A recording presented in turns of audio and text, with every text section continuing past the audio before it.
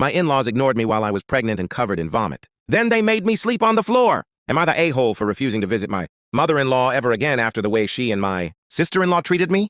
My family thinks I'm being dramatic, but I was literally ignored while pregnant, covered in vomit, and eventually forced to sleep on the hard floor with a baby. My sister-in-law and I have always had a strained relationship. She's extremely high maintenance, Botox, hair extensions, the whole thing. She usually spends her mornings doing her hair and makeup for hours while her kids are left on their iPads. I, on the other hand, am a very involved mother, usually juggling a toddler and a pregnancy.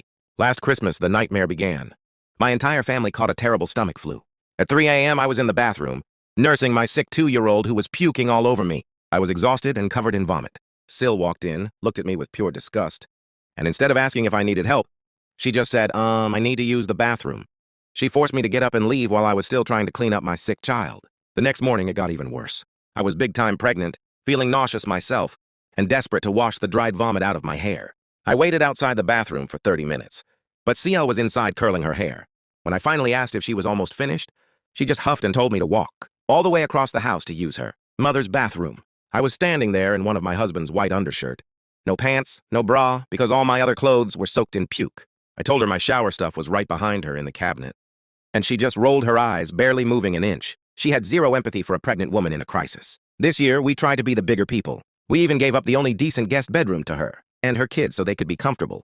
My only request to my mother-in-law was for an extra air mattress for the spare room because ours had a leak. I reminded her multiple times. My Mael went to the store twice, nothing. Even Sil went to the store with Mills cash.